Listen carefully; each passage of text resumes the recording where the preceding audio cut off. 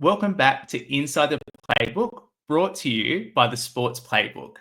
If you haven't already, please follow us on all social media accounts. Without further ado, let's get right into it. I would love to introduce my next guest on Inside the Playbook. My guest specialises in a high level in netball, and you'll find her in the shooting circle. Amy Sommerville, welcome to the podcast.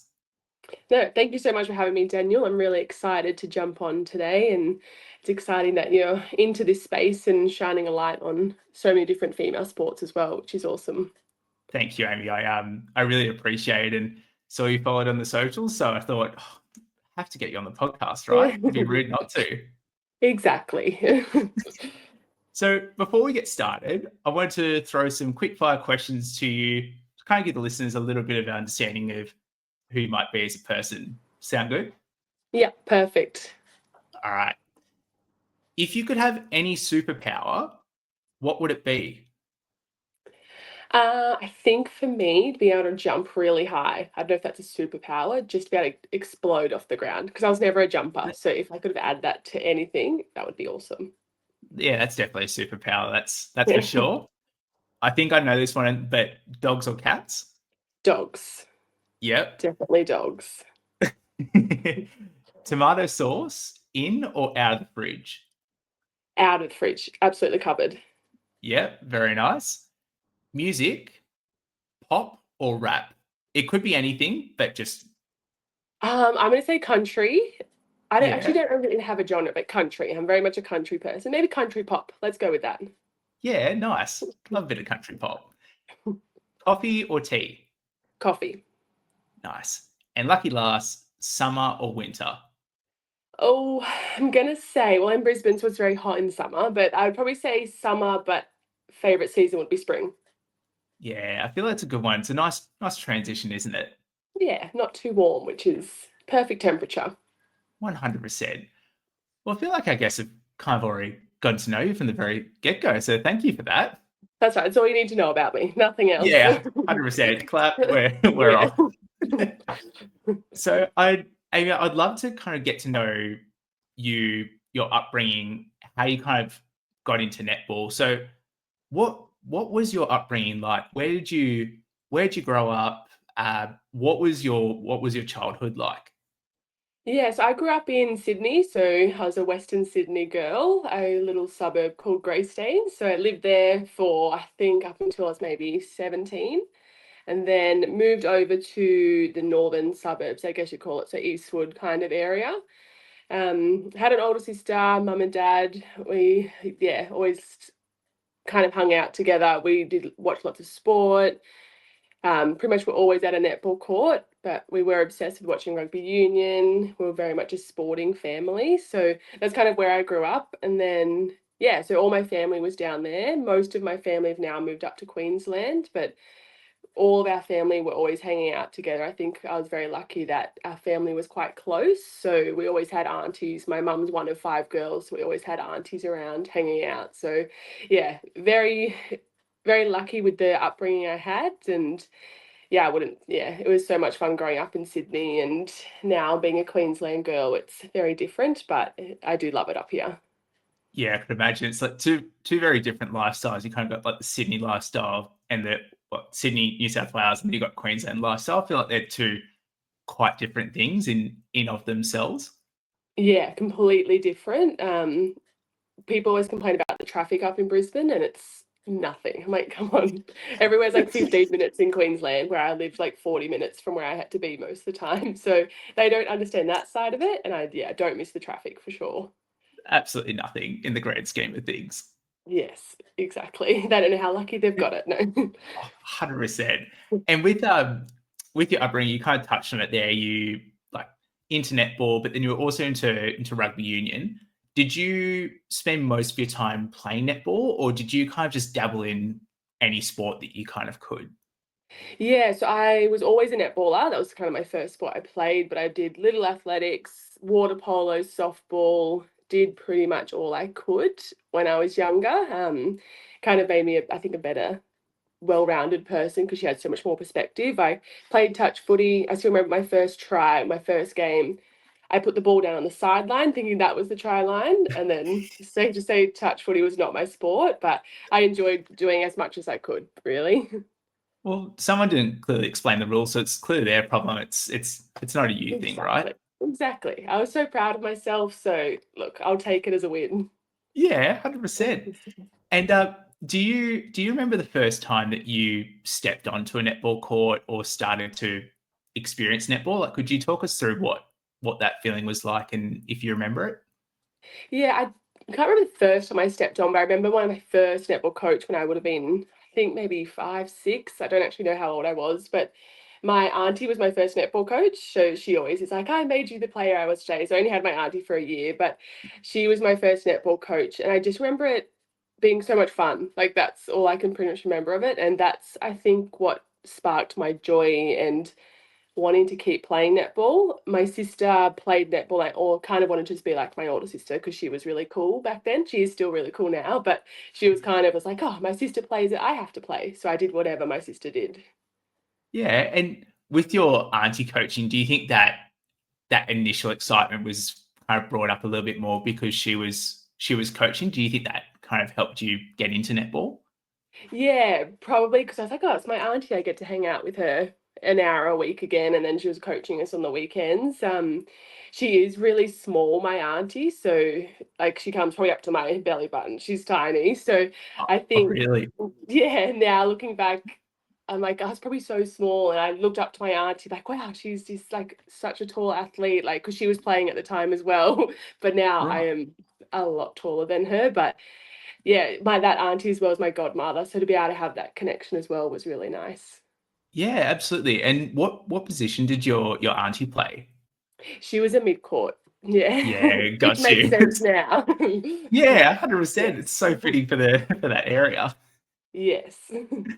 And then when you played netball as a kid, did you move around in positions, or did you kind of find that you found your home in the goal shooting circle? Like, what was that like for you? Yeah, I played pretty much all positions when I was growing up until I think so when I was like in that like, kind of net set go kind of starting point, don't know what it was called back then, but from there I played a bit of everything, mid court defense. When I moved association, so I started at one association, then I moved to another association when I was 9, I think, like it was pretty early on when I moved across. And in that team, they needed a wing defense. And so I went in, filled that role, played wing defense, did what I had to do. And then, yeah, shuffled around, played some keeper, wing attack. Center wasn't probably anything that I ever really had a good run at, but there's probably a reason for that. I was not a good runner. Um, yeah, so I moved around a bit, but I was always a shooter. Like I knew that was my position, but I was more than happy to fill in where I needed to. Yeah. And shooting is probably, yeah, was always been my home and is where I felt most comfortable. Yeah, is there any position that you dreaded? Like, was there a time where a coach said, "Oh, I've got to chuck you in wing defense or something like that," and you go, "Oh, please no." Not really. I think I was very much the mindset that I'll play anywhere I'm on the court. So I'm more than happy to go around, run, do what I need to do for what the team needs me. I might not be very good at it, but I'll do what I can in the moment. Yeah, it was always so boring sitting on the sidelines. If they needed someone, I would absolutely take that position. I feel like you've already just won the coach's award with that answer. I feel like any coach that hears that's like, yeah, perfect. We'll just chuck you into any position that we can fill you in. Yes. Big teacher's pet. No.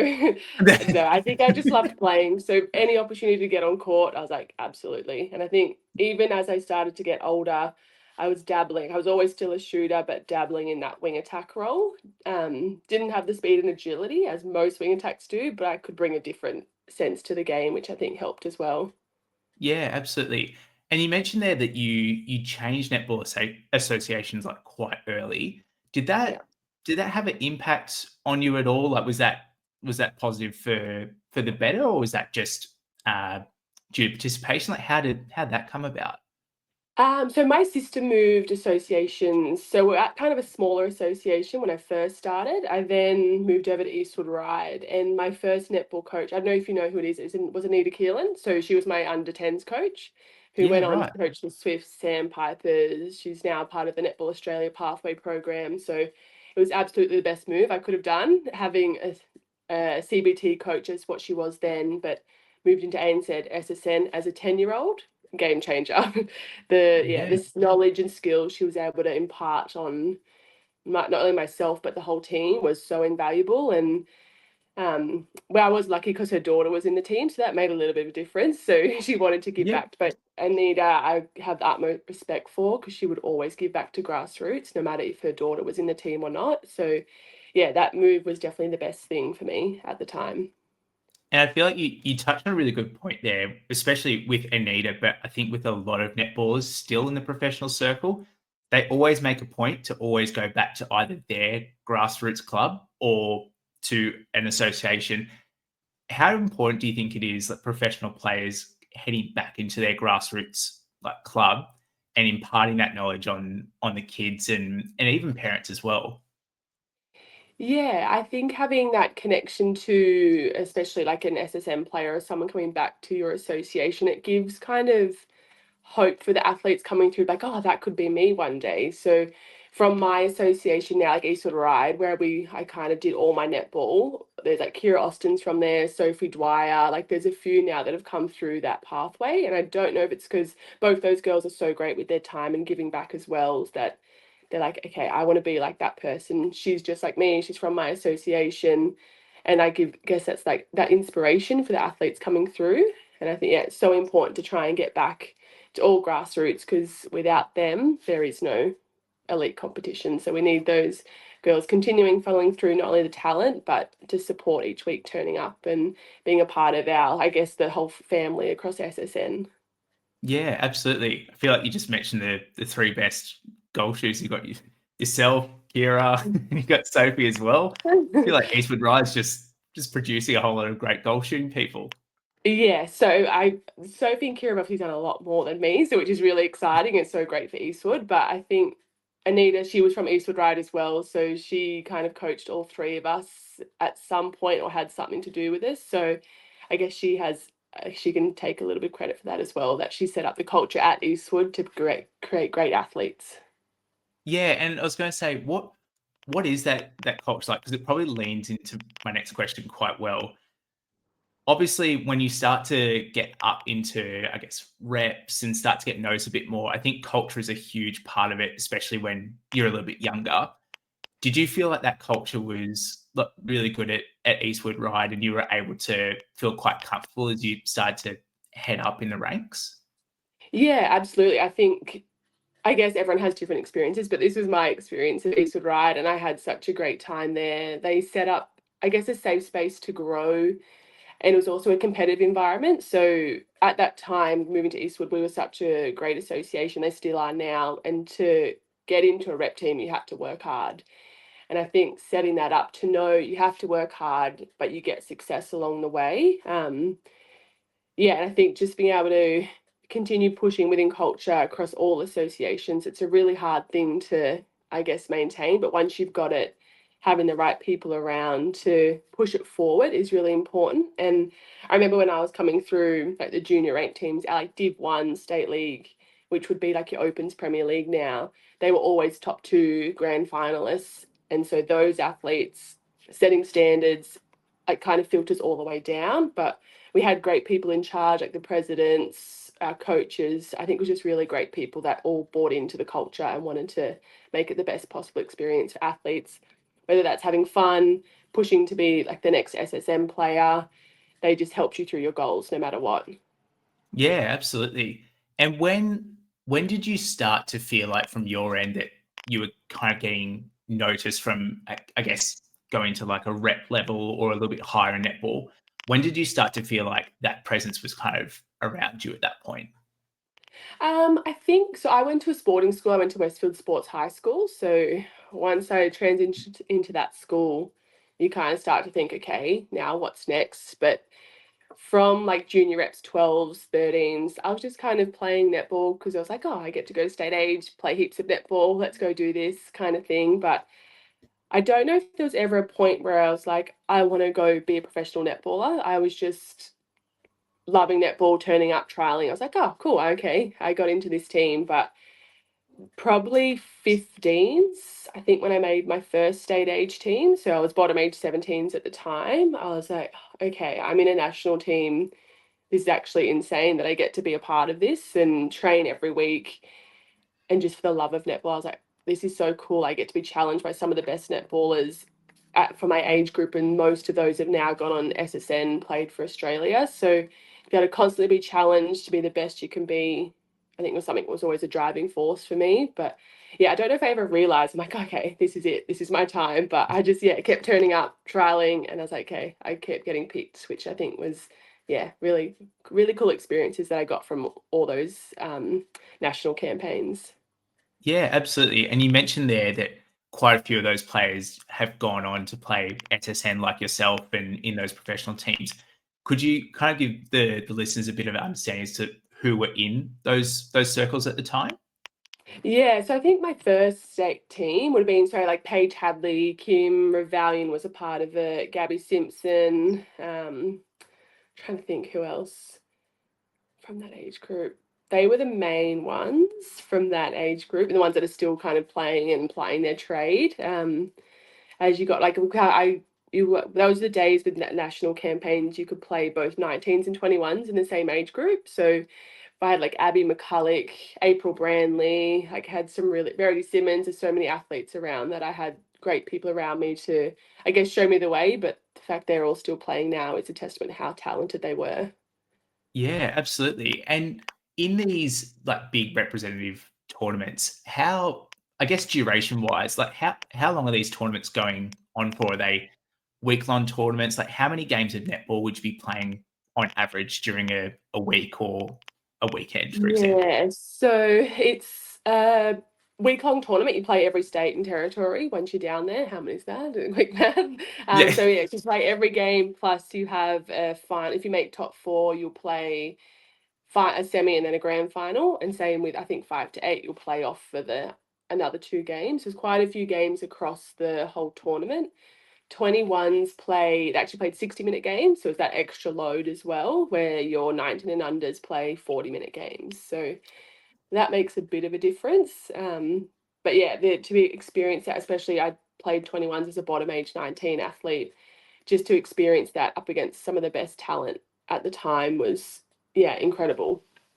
I was going to say, did you feel like when you were playing it in the like bottom of the age for 21s, did you ever feel intimidated when you were out on the court, or did you feel like you could hold your own and then go, no, I've got this. I feel comfortable. I think it was a bit of naivety. I was like, oh, I'm bottom age 19s, no expectations, right? Just rock up, play some netball. And I think I actually remember that tournament was probably one of my best tournaments I've ever played. And at the end, I think they picked like a top 7, and I got all-star goal attack for that tournament, which was shocking as a bottom age 19 athlete. I was like, oh, I was just so happy to be here. So I think that did help. But as you get older, that kind of self-doubt did creep in a little bit. But for that bottom age tournament, I was just, yeah, really lucky. And we went on to win, which is even nicer as well. Yeah, absolutely. And it's, I think you touched on a really good point there. Like, I feel like when you're younger, you feel like not a sense of invincibility, but you feel like you can push yourself a little bit further and uh, in those high pressure situations, feel a bit more comfortable. But when you get a little bit older, sometimes self doubt can creep in, or there's external noise that comes with it. Do you know what that like from your side? Did you feel like it came down to a certain thing, or is it just a whole series of, I guess, factors around you that make you feel that kind of way? Yeah, I think for when I was like that bottom age 19 athlete, I was World Youth Cup age. So we were like that age group coming through to they're the next ones to go to World Youth Cup. So that was in Glasgow. That's when in the back of my mind it started like, okay, that's the team I really, really want to make, because there's been so much lead up to it. And like that was the end goal. And then I think the year later I did my ACL. So that didn't help much in the preparation for World Youth Cup, and that's when the self doubt started to really creep in. Because I was like, oh, I've been working to get to this World Youth Cup team. My career's over, kind of thing. And on return, it was quite a challenging return to play. And then it's kind of that, am I ever going to be like I was, or can I play as good as I was playing before my knee? So that was probably the catalyst for lots of the self-doubt that came in. And I was really lucky when I was 15. I think I was a shooter. I got realized didn't deal with pressure very well, so I got so nervous. So mum took me to a sports psych, and I had those tools at the start, but then dealing with an injury and once you're so close to reaching a goal, I think adds that extra element of challenges to get back from. Yeah, absolutely. And like, I'm sorry to hear that about the ACL as well, because That's it's right. I feel like it's a really interesting thing. Like, especially you see a lot of athletes go through those types of injuries, like an Achilles and an ACL, and you're away from it for minimum 9 months, but you could be like a 12 months, a 15 months recovery. How how did you deal with that, and how did you go about your path back to netball post that injury? How did you kind of get back into it? Yeah, so I guess a positive for me, I was living at the AIS when I did my knee. So I was at the AIS, I had rehab on hand, I had everything I could possibly need to get back to where I was. I unfortunately had a few complications with the surgery, so it took a little bit longer, and I probably still haven't got fully recovered from that, even though it's been 12 years on, which is sad, but that was the reality. So I managed to get back as best as I could, knowing that I would still have these issues moving forward. And I think yeah, so being down at AIS was so great, but you were living with other netballers who are off going. There was a Trinidad and Tobago tour, so got to go and do that while I was just sitting in Canberra on my own. So that was challenging. I made some really great friends and connections while I was still down there, but yeah, I think the hardest thing was going off and seeing all your friends going on to achieve such great things, and there's no spite involved, but it's like, oh, I just want to be there with them because yeah, it looks like so much fun, and all those athletes getting ANZ contracts and knowing that I was injured because then I couldn't actually get a contract because I couldn't play. Yeah. Yeah, I was going to say, so you touched on a good point there where you say that like these players are now starting to get SSN contracts, they're starting to get noticed by those professional teams. When when did that kind of start to become part of the conversation for you? So some of these players are going Yeah. on camps, and how'd that come to fruition? Yeah. So I think so those that kind of happened like some of the friends that are still playing now, they were about 19, I think, when they were starting to get their first contracts. So ANZ, there was 12 players that were allowed to be a part of the team. So there was always a few more spots up for grabs, which was nice. And then I guess for me, so I moved back home after, I think I did about nearly 2 years at the AIS, moved back home, and then just went back into playing state league and for Eastwood Rides, went back into that program, into the ANL program, trying to just get my match fitness back. Because I remember my first kind of game back was for the World Youth Cup trials, and I was so bad. Like, I was so bad, so unfit. I knew I wasn't going to make it, but there was a few of us that we still got to go over to Glasgow as training partners. So I was so lucky I had that experience. But I think that time was when everyone was like, hey, we're in ANZ. And so a few years had passed for me. And then I think I was a bit of a late bloomer. I think my first contract, I think I was 23, 24, kind of when my first contract happened. So there was so many moments where I was like, okay, it's never going to happen. I'm just going to give up. Why do I keep turning up each week to achieve that? So yeah, I was very lucky that that did finally come for me and that phone call did happen. Yeah, I was going to say, like, I'd love to know more about that phone call, because I feel like from your point of view, you've worked so hard, especially from like a junior's point of view, then you come up through the teenage years, and then to either receive that phone call or have that chat in person.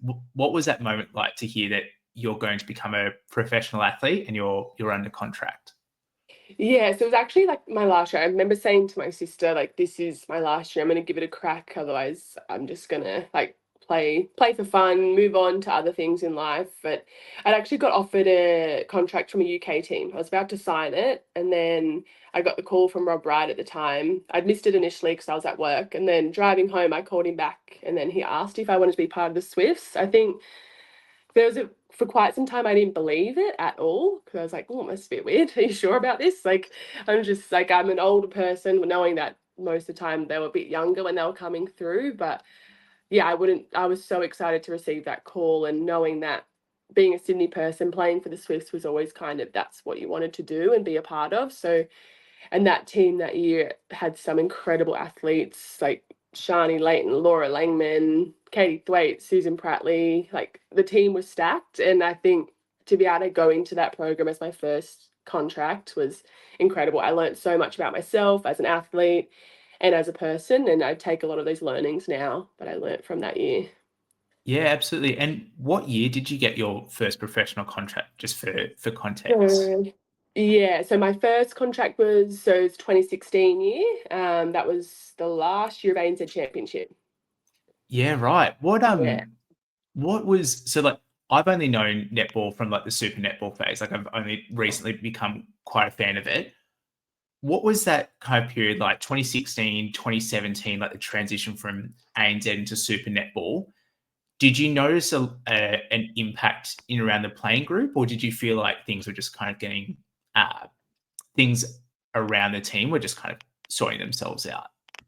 A bit of both. So you also had the Giants come in. So we had the two Sydney teams. So there was always going to be movement. And I think that's sometimes really exciting as well for people watching, like, oh, where are people going to end up now? So I guess that gave you more opportunity for a team. But knowing that the teams were cut down to 10, it was always such a stressful time signing for me because I wasn't a big name. I wasn't a starting player. So waiting for that phone call was really stressful.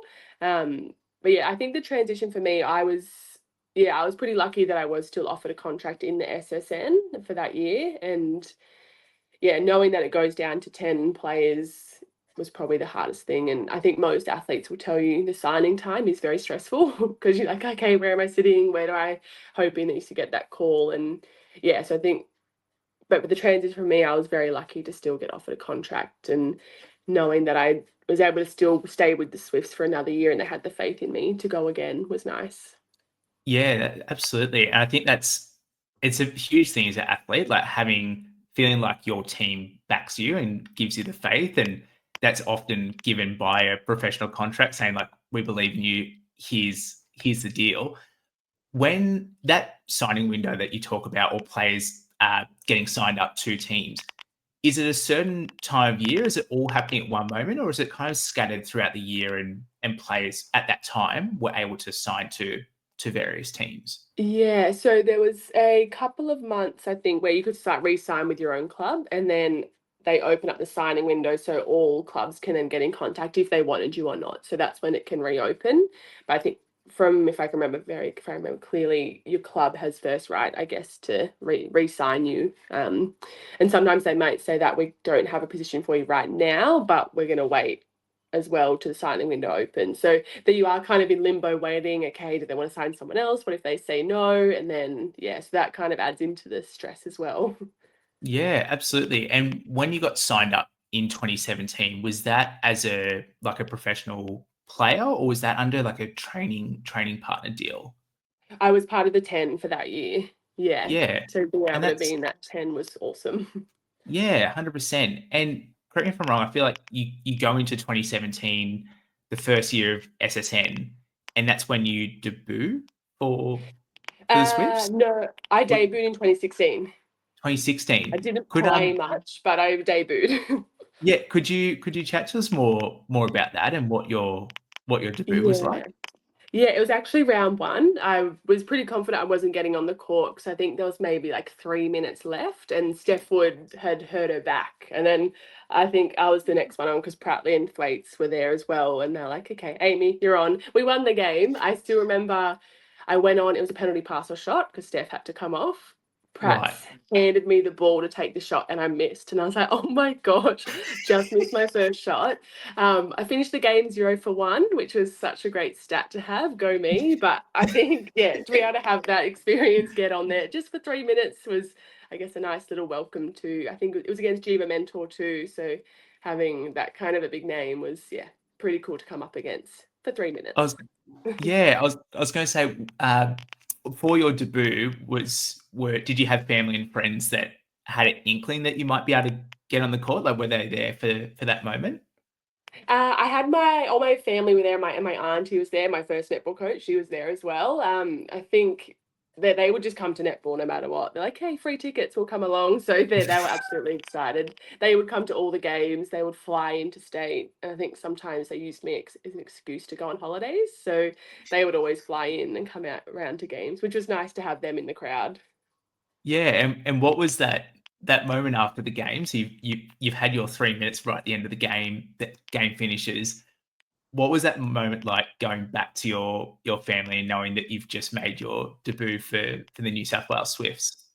Yeah, I think they're obviously so proud of me because they ride the highs and lows with you, especially coming from injuries, living away from home for a few years. They drive you to everything, pay for everything as you are growing up. So I guess for them, it's reward for them as well because they've done the hard yards. So to see they kind of, especially being a shooter, your parents live through every shot that you take. And so usually mums can't watch the first one. If the first one goes in, she's like, okay, she's fine. So probably me missing that first shot, she was panicking, sweating, but no, she was so proud of me. She like they're still both so proud of everything that I do. And yeah, I think they love it. My family are big netty nerds, so to have them around is great. 100%.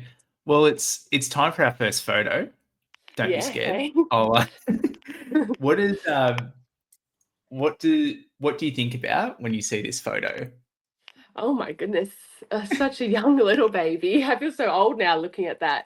I think that was SSN, first year of SSN, and that was a really young team. So that was when Helen Housby came over and Sam Wallace. So we were such a young team, I think, and we kind of were just the underdogs who wanted to go in and do the best we could. And I was lucky that I guess I was the incumbent shooter from for the last year, but knowing the experience from Helen and Sam to bring, you can learn so much of them. So yeah, I think that's kind of what reminds me of that. And I guess, yeah, I was just doing what I loved.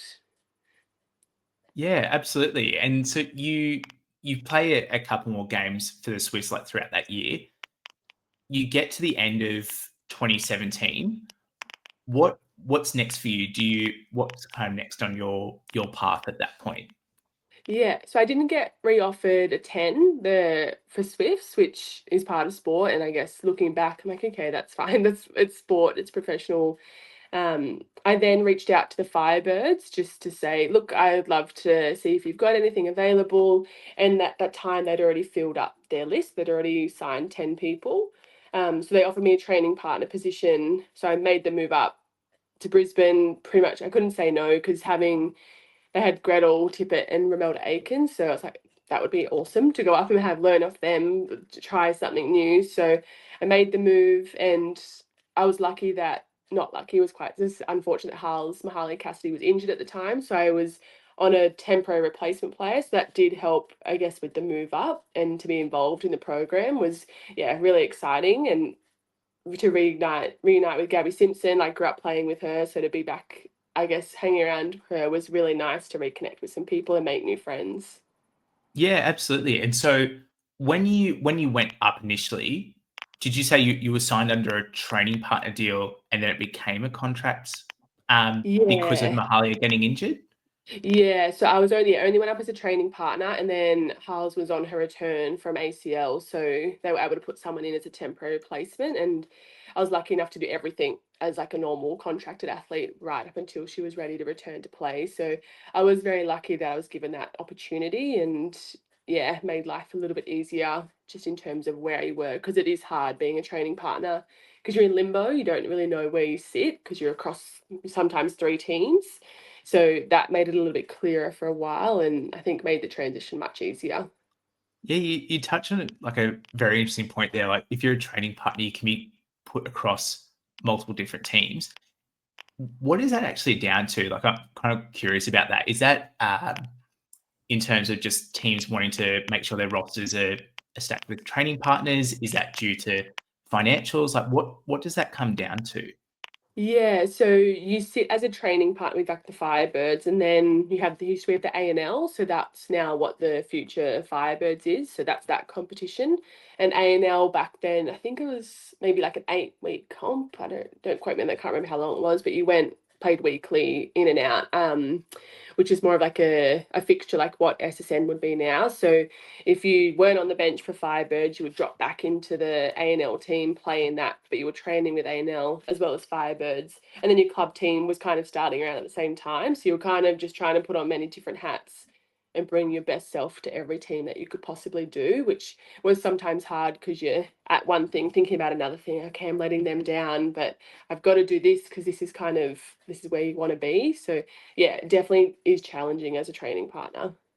Yeah, absolutely. And I think something that gets spoken about, I guess, if you're in the netball know, you kind of understand that training partners often, unfortunately, don't get paid what they deserve to get paid. They do all the work and they training what 5, 6 times like a week is something in around that. Yeah, yeah, yeah. So yeah, the pay is quite low. I know it's definitely more than what when I was on a training partner contract. So that's nice that it's going up, but and it's hard. Like I guess as women, we're always like, okay, no, this is opportunity. We've got to do this. And I think we're so lucky with the people now, and we have been in the past that they're constantly pushing for better pay, better conditions, and sometimes yeah, the training partners are the ones that need it the most because they're just working so hard to try and push into that spot and be ready if the team needs them. So I think that's part important as well. So if there is injuries, illnesses, the training partners are the ones that have to come in. So if we can prepare them as best we can, give them opportunities to,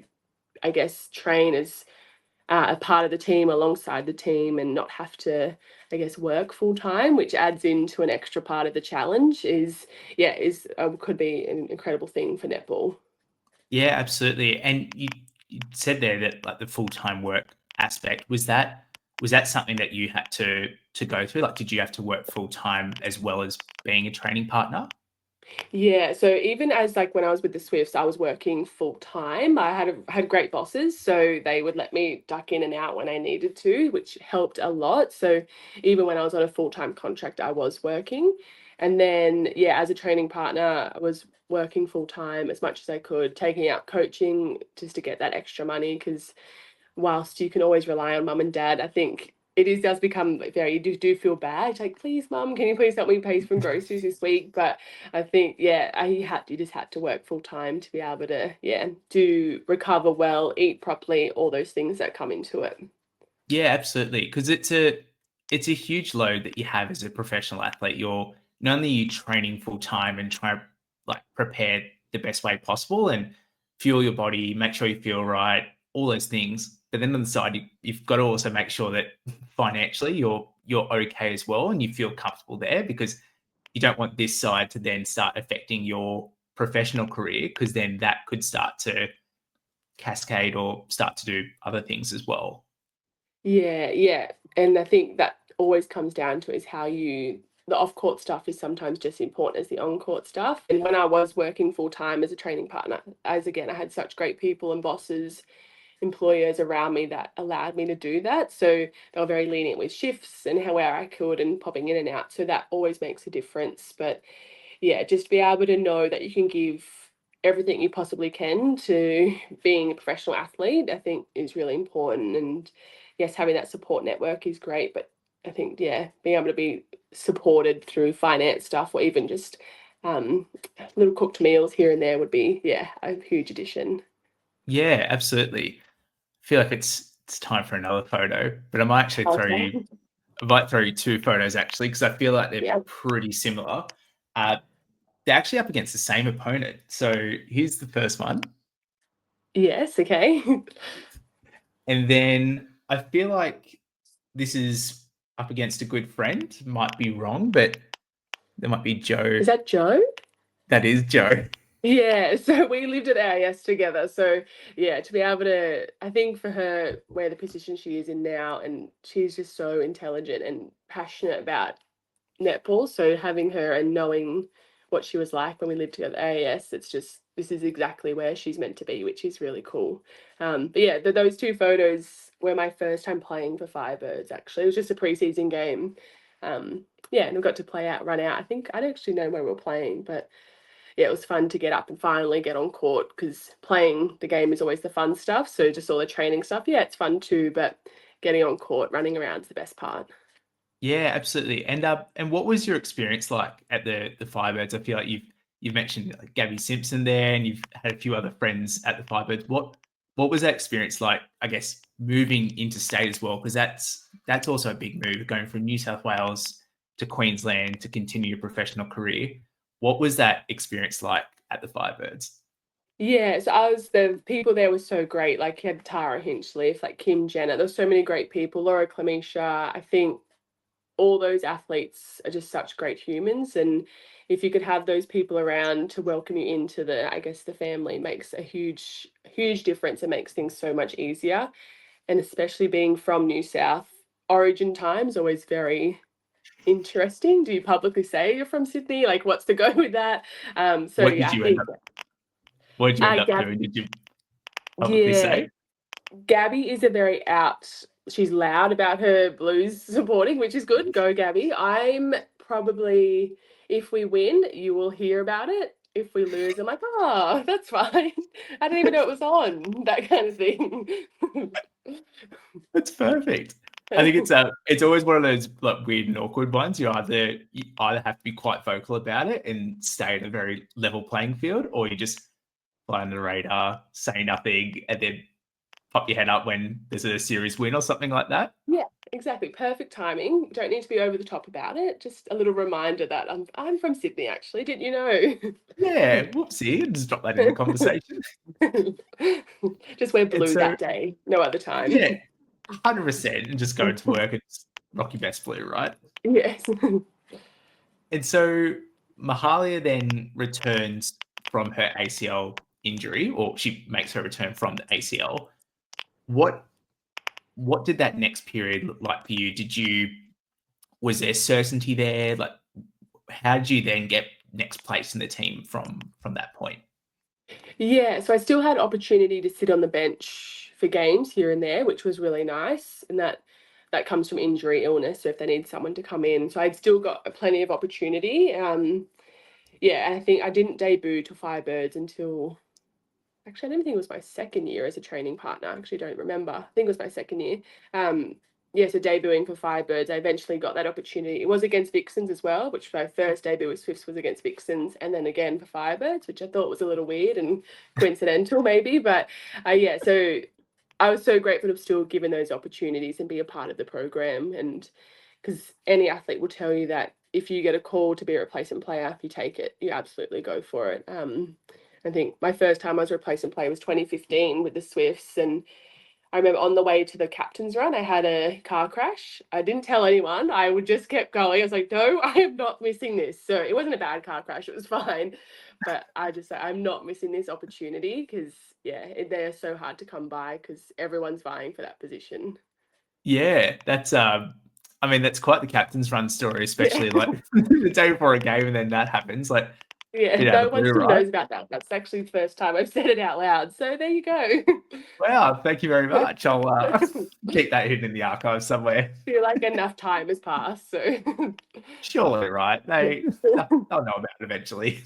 yeah, it's fine. It's sweet. So you with the Firebirds, you stay in that team for a while. How you play a couple of games and you continue along. How does it feel for an athlete? Because I think from a professional point of view, you often hear about the great success stories like 300 gamers or 150 game, like those types of stories are often like hero and trivialized in like a good way. Yeah. But then there's also another side to professional sport, which is you've got really good, successful players that are great at their craft, but due to injuries, timing, things like that, they don't get their chance or they don't get their spot in the limelight. I guess from your side, what was your experience like with that? Because you're clearly a very talented player, but it's hard to get those opportunities, right? To get into a team and crack that, I guess, that full-time spot.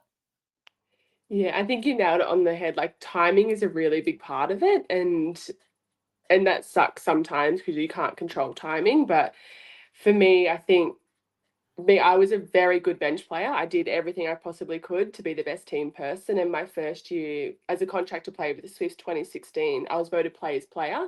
Barely played, barely took the court, but I knew that I had a role within that team. And we went on to play in the grand final, and it's not many people get to say they were part of an ANZ grand final. So I take that, still got the medal. So I take that as, I guess, reward for everything that I was able to do across my career. But yeah, it is very hard sitting on the bench. And I guess I was kind of through the time where rolling subs didn't exist. So I guess there wasn't as much opportunity to get people on and off the court to give you more opportunity. And that's completely fine. That's part of the game. And you know that going into it that, yeah, you might not play. You might have to do a whole heap of extra top-ups.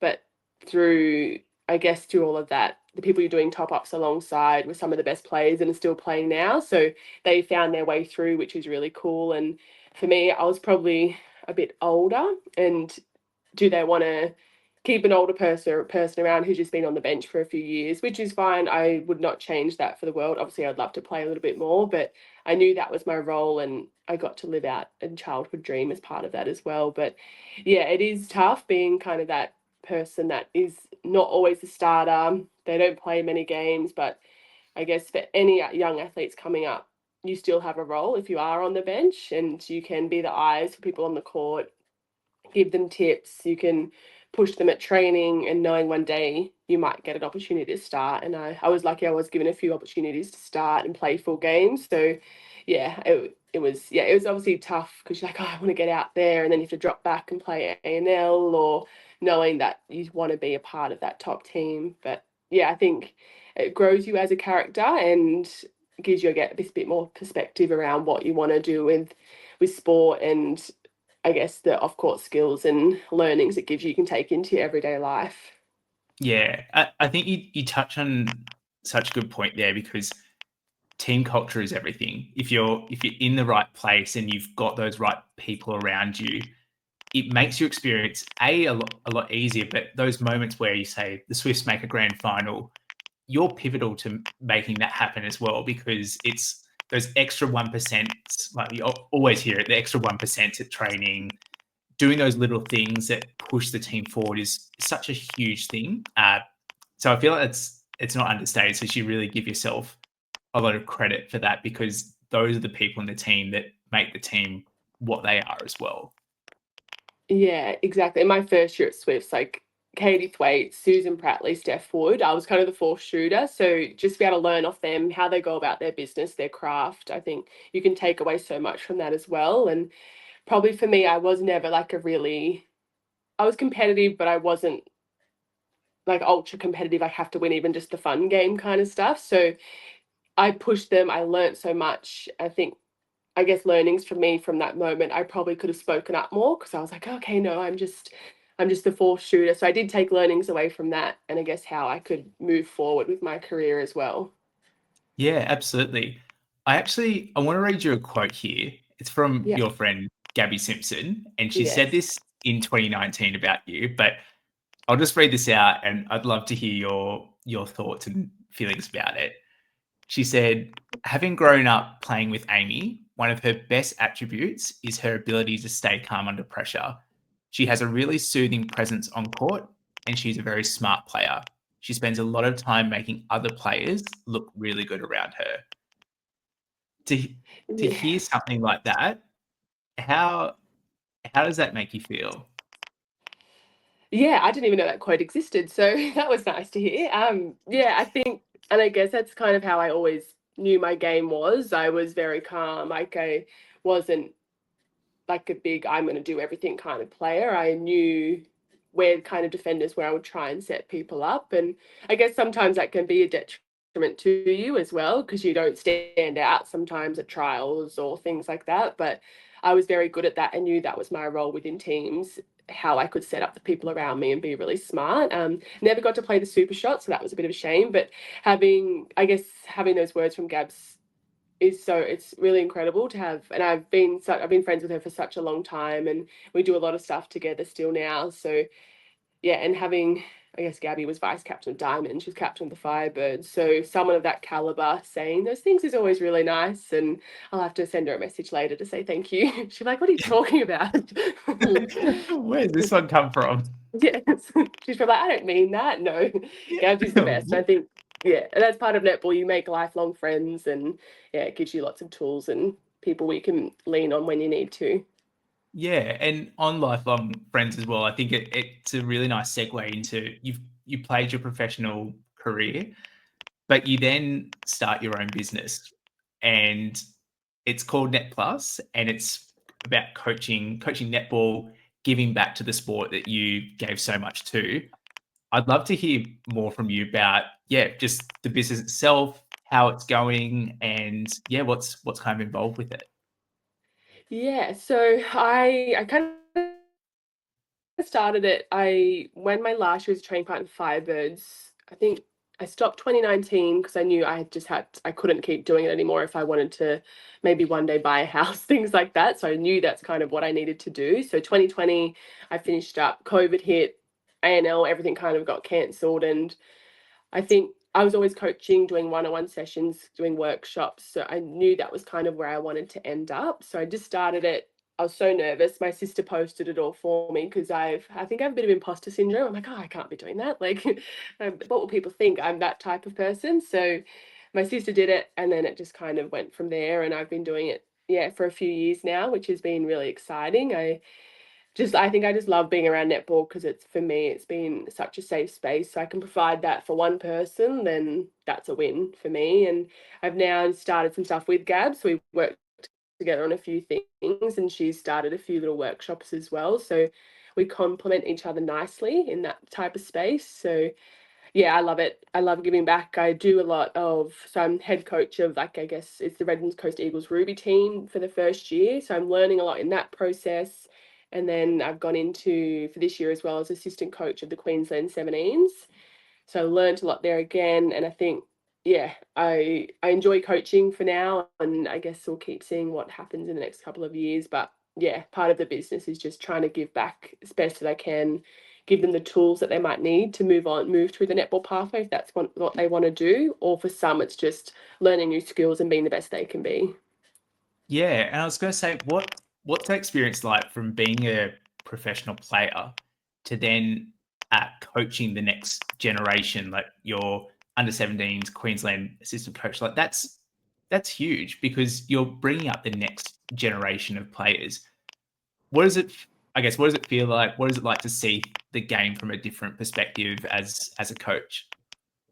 Yeah, it's definitely challenging because sometimes like I just want to run out there. Like I absolutely couldn't. My body would not handle it. But I think just being able to give them the smallest bit of detail, and you just see their face light up and that, oh, that makes so much sense. So the smallest things, I guess, yeah, you just don't realize how much of an impact they have. And for me, I had to be very good at like basic skills, fundamental skills, because I wasn't very athletic. I couldn't jump very high. So that was my strength. And to be able to remind people that sometimes if you can just have really good basic skills, that could be a game changer as well.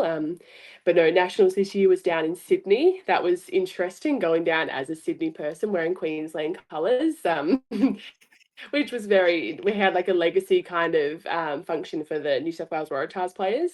I just walk in my Queensland polo as nothing, it's all normal here, but I think, yeah, it's so much fun.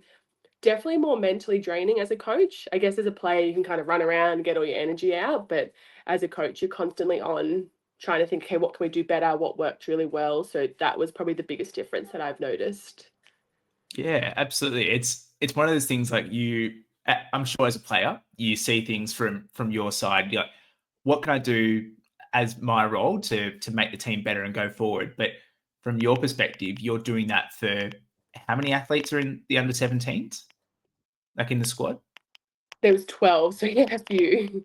Yeah, and that's the thing. Like you're Yeah. individually looking at those 12 players to try and improve them to get to a point where either they can be considered by an SSN team or they can just continue along their path. Like that's challenging. Yeah, and you want to do the best you can by every single athlete. And I think that's part of, I guess, the mental pressure. You're like, oh, have I done this right for them? Did I do that correctly? So, and I guess for me, as like I said before, questions, second guess everything, that kind of stuff. And so, yeah, I think that's a lot of the pressure. And even just, this is going to sound really weird, but even just sitting as a coach on the sideline, you look at the game differently. And me being a goal shooter, goal attack, you looked at the ball coming down to you. So even just things like that, I'm like, oh, this looks so different from out here where I'm so used to seeing it come down the court. So that's actually made a huge like a weird difference for me, which it shouldn't, but it has.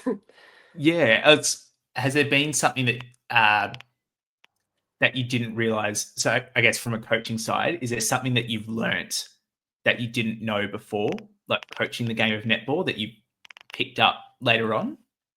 I think obviously being an attacking player, you do all the specialist stuff as an attacker. So you do defense stuff, but even just you don't do a lot of like the set plays kind of stuff. So I've learned so much more in the defensive space, but on how to coach it. As a player, I knew how to break it, so that was completely fine. But I'm like, okay, how do we then actually coach? How do defenders learn? Defenders are a weird bunch. No, how do they learn? How do they learn this stuff? So that's something that I've trying to take into my craft and try and be better as a coach, is learning that defensive structure a little bit more and keep getting better at it, and how to give them feedback.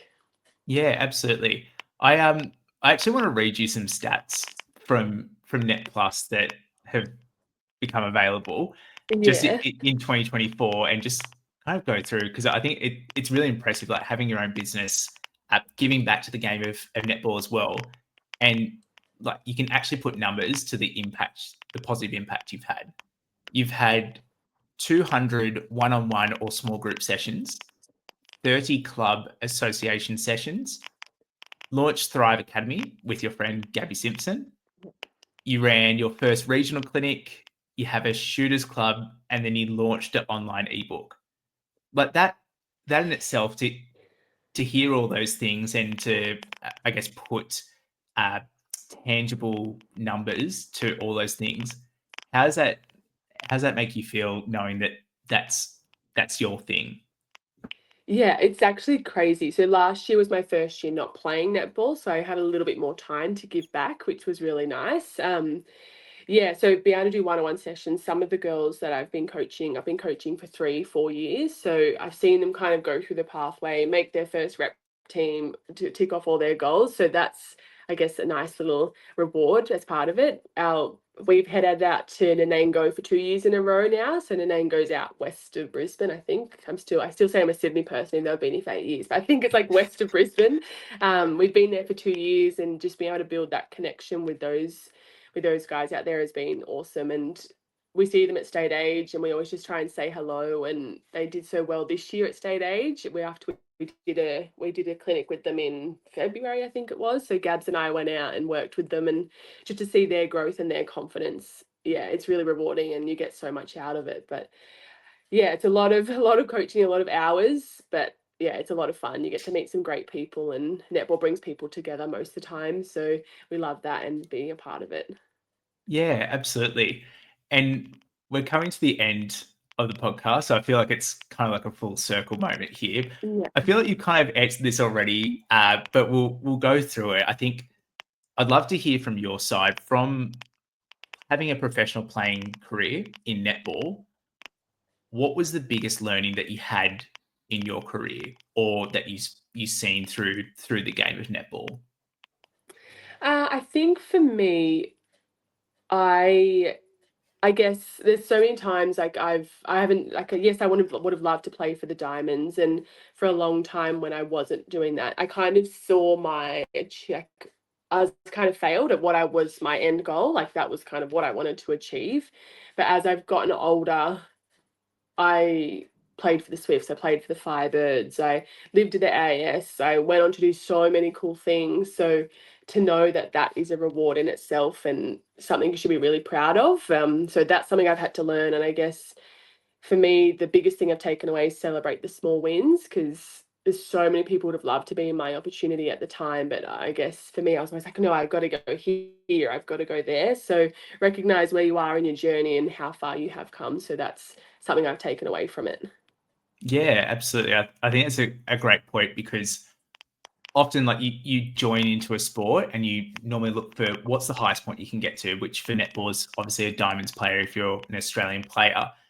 But you have so many small, not even small wins, so many wins along the way. Like you can say you're a Swifts player, you're a Firebirds player, you went to the AI. Like those are huge achievements in and of itself. So it's congratulations to you. I know it sounds kind of weird saying, but it's Thank you. something that you should be something like really proud of, because I feel like there's a lot of good netball players out there, but to get those achievements is something really special as well. Yeah, and I think I still get a bit funny saying like, oh, I was a former Swift and a former Firebird, but I earned those numbers, and that's something I've learned as I've guess since I've retired. Actually, I was like, oh my gosh, I actually did do all that stuff. So, and then when I went and played in a former Firebirds comp I think it was in March, and it was just so fun to get back out there and with athletes that we hadn't played netball for quite some time, but we kind of shocked ourselves about how we did. But for me, I was able to connect with some other Firebird players that I'd never met before. So that was really nice. And just having that connection back, you always have that community to come back into and someone you can relate to, because most of the time, some of those athletes have had the exact same journey as you. So yeah, it's nice. And no one could ever take that number away from you. I think that's something that's so important as well. Like you earned those numbers, like you said, and no one's ever going to be those individual numbers for the Swifts or for the Firebirds ever again. Yeah, exactly. No, it is nice. It's nice. And I guess netball does this really well. I guess that community and that legacy that players do leave. Yeah, so having both those numbers, my Swift number is number 44 and then Firebirds is 94. So I don't know if it's the fours are a weird number. Maybe that's maybe that's my lucky number. But yeah, I've now learned to be proud about that. Yeah, absolutely. And we've kind of come to the final question, but it's more of a throw to you. We always like to challenge a guest as to who we would like to next see on the podcast. So is there someone in particular you would like to see come on to Inside the Playbook in the future? Yeah, so knowing you're a Sydney person, I think Paige Hadley or Helen Housby would be great guests to come along next for you. I absolutely love that. That'd be Like fantastic. I'll please, yes. hit them up in the DMs and just send a message along the way. Yes. Amy said so, so you have to. You have to, right? Like, just chuck it in there. Yeah, it'd be rude not to. 100%. Well, Amy, I really, really appreciate your time. I think, firstly, thank you for following the podcast as well. Like, it's something that I truly appreciate, and starting this off to have a former player say that, like, following it and looking at it, like, I really do appreciate it. And thank you for your time as well, just coming onto the podcast and telling your story. I truly appreciate it. No, thank you so much for having me, and I'm really excited to keep following your podcast along and seeing who else you get on there.